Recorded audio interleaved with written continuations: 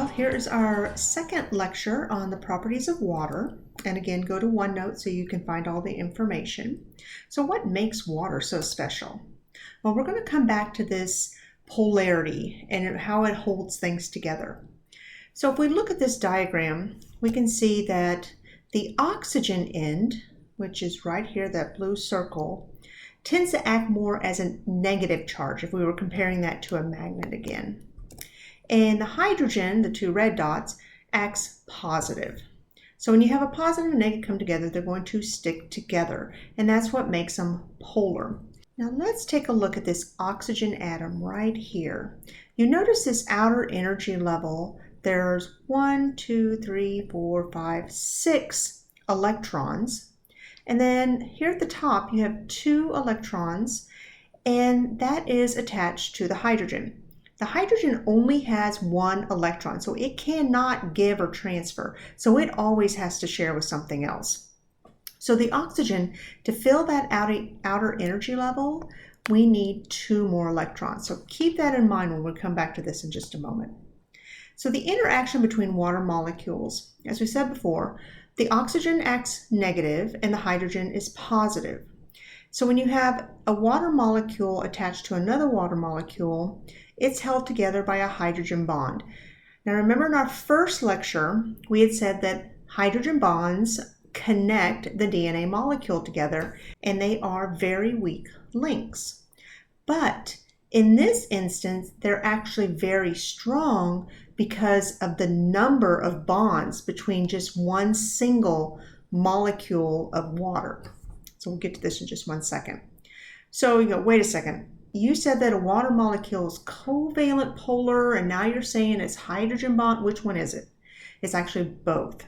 If we're looking at one single water molecule, H2O, that is a covalent polar bond, because here is my positive for my hydrogen and my negative, and so it needs to share and fill that outer energy level of 6 electrons, and so it's going to share and have a pull to it. It's going to have poles. The hydrogen bonding is between each water molecule. So here's 1, 2, 3, 4. These are all separate water molecules. Okay, so the hydrogen bonds are between them right here.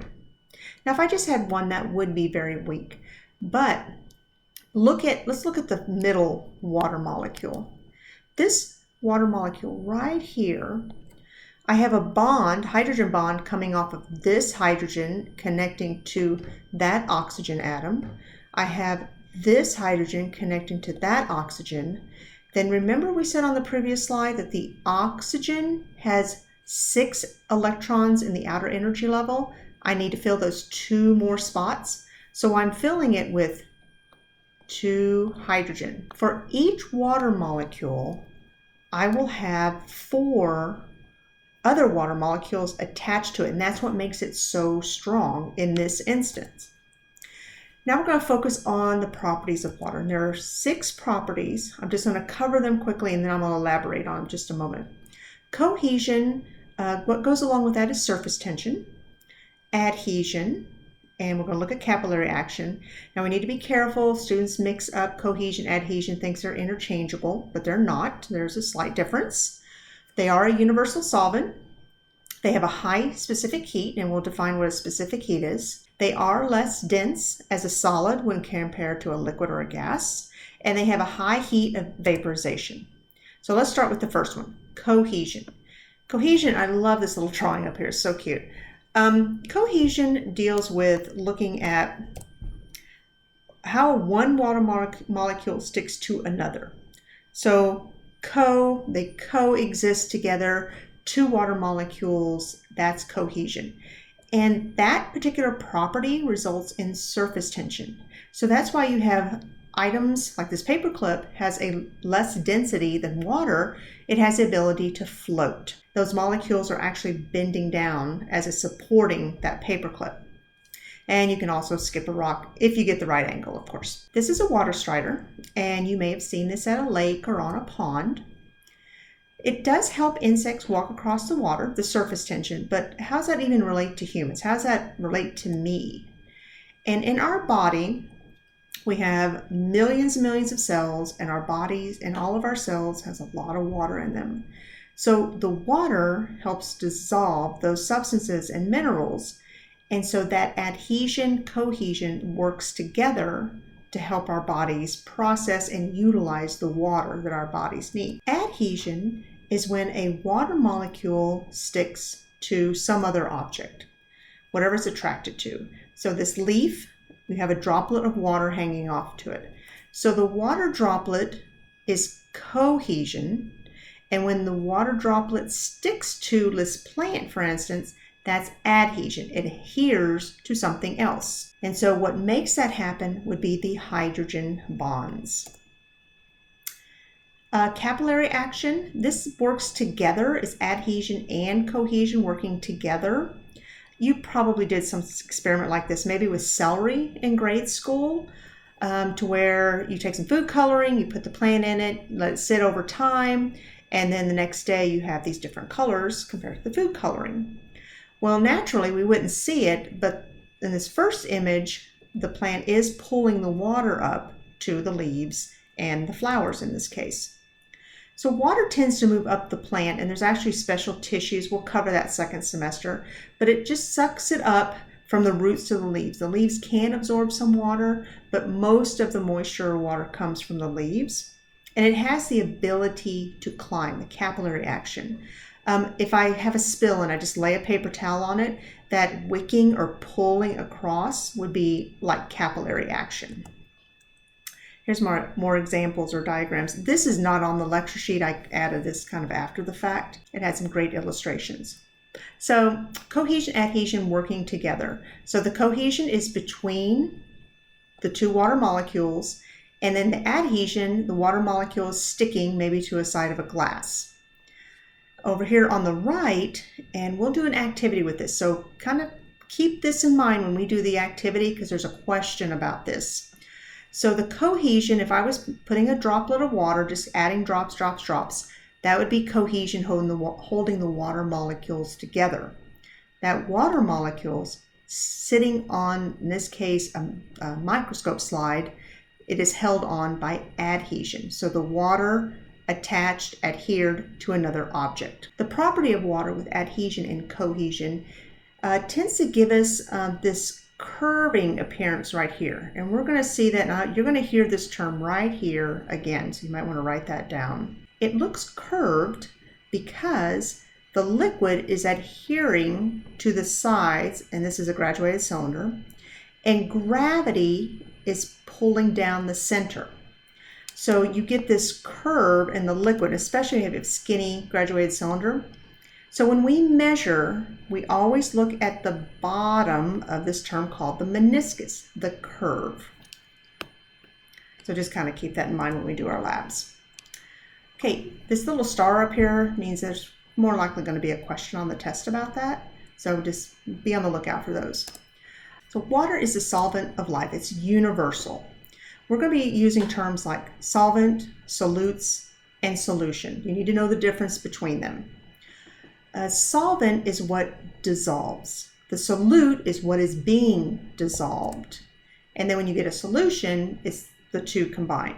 So here's an example. So I have a beaker of water, which is a universal solvent.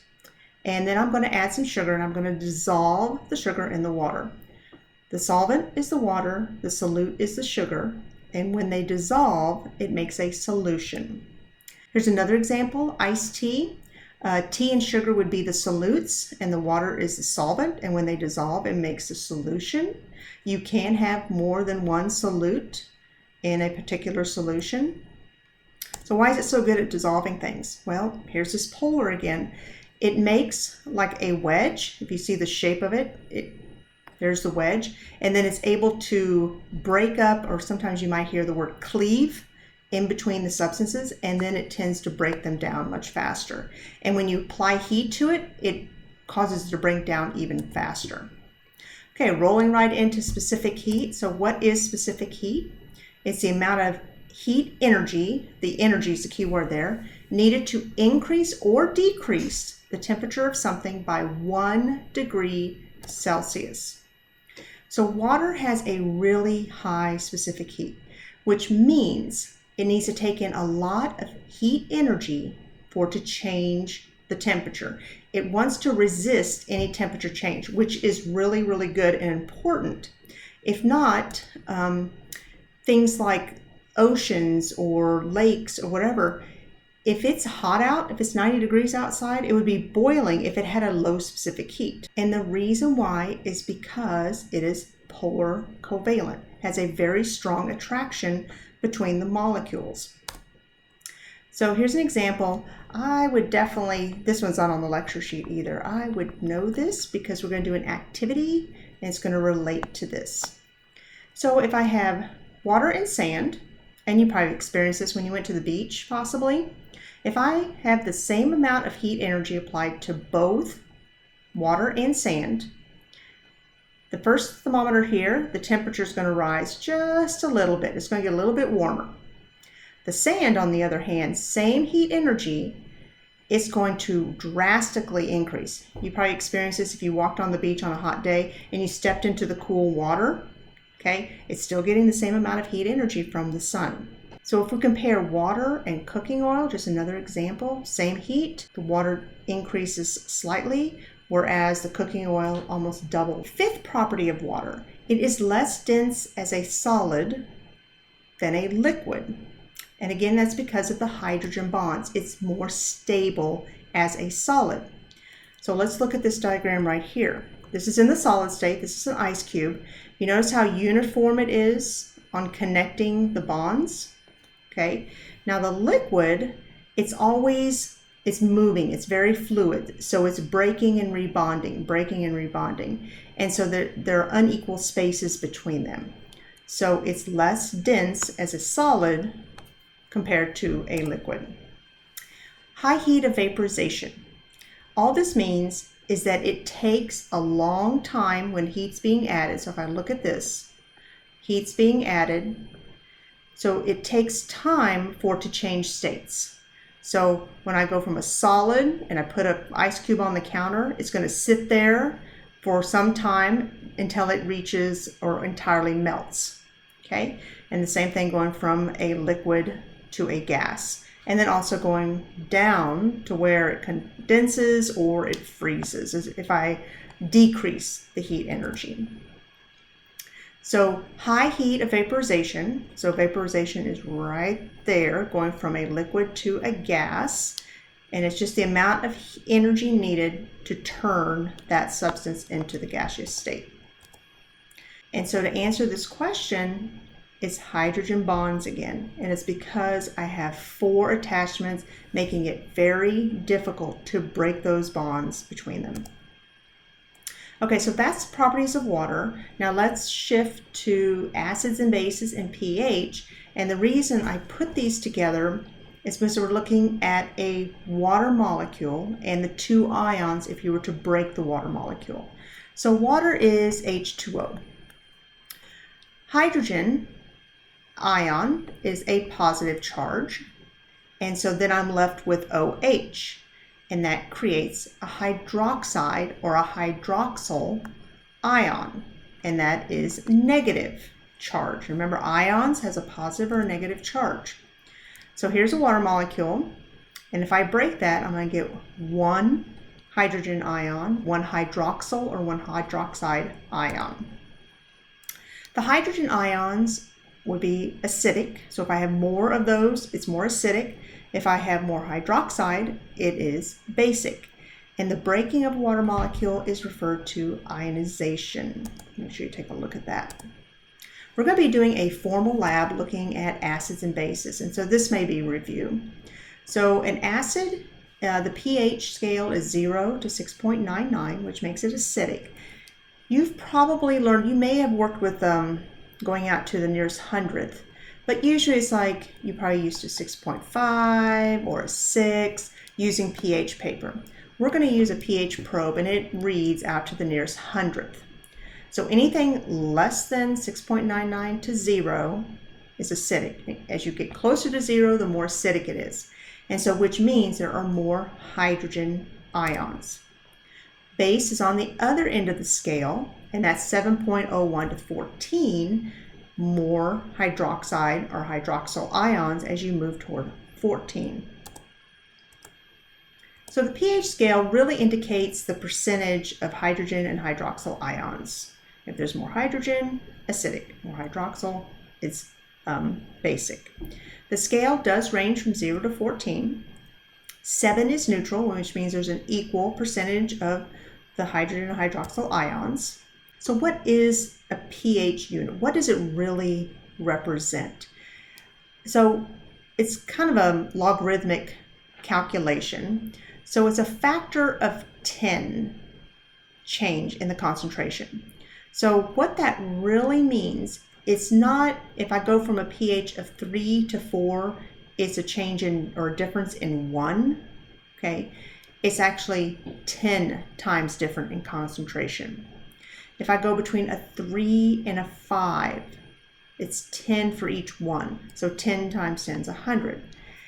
So what it does is it's a factor of 10. Keep that in mind. So every time I move up or down the scale, I multiply by 10. If I move by 3 factors, I multiply 10 times 10 times 10. That's 100 times stronger. Okay, so between 6 and 3, 3 is 1,000 times more stronger than 6. Now it's a little confusing, but just kind of stop for a second and just keep in mind that for each number on the pH scale, you're really talking about 10 times the concentration. So here's pH scale. You can just take a look at some common things as you move up. So like household cleaners, that's more basic. And as you move down, more of the juices, lemon, gastric juice, moving more toward a 2 or a 1. Buffers. We're going to be looking at buffers during our lab, and you'll see this particular molecule. It is a carbonic acid. It's also referred to as carbonate. So when I break that down, I'm going to have 2 ions again. This is my hydrogen ion, and then this is an ion. This is 1 ion. It's bicarbonate ion. Okay, so it does have a charge. So what does a buffer really do? It helps to regulate or maintain the pH of a system. Our bodies naturally do that. And when we do, that's referred to as homeostasis. So it's continuing all the time in all of our systems. It's regulating those the pH in our system, even in our blood. We can look at artificial and natural buffers. So if you have an upset stomach, you usually take an antacid like Tums, and that'll help neutralize, I'm sure you've heard that on TV, it will neutralize the stomach acid. Bring up the pH so it's not burning the lining of your stomach. 2 natural buffers, we have carbonate and bicarbonate, and it really works in different systems. I outlined just a couple of them. Here's blood pH levels. You can see it in your kidneys. Now, I'm not going to ask any questions about acidosis or name the particular buffer found in blood, for example, but you might just want to pause this. It's really kind of interesting how just common things like diarrhea, or if I take too much aspirin, what can happen? If I suffer from asthma, how does that relate to buffers? So this is just interesting. You may want to take a look at it. So that kind of wraps up section 2.2. So we talked about the properties of water, and we looked at buffers and pH. So again, any questions, just ask me in class. This video might be one you might want to go back and take a look at certain parts if it just wasn't clear. But otherwise, I will see you in class when we do our activities.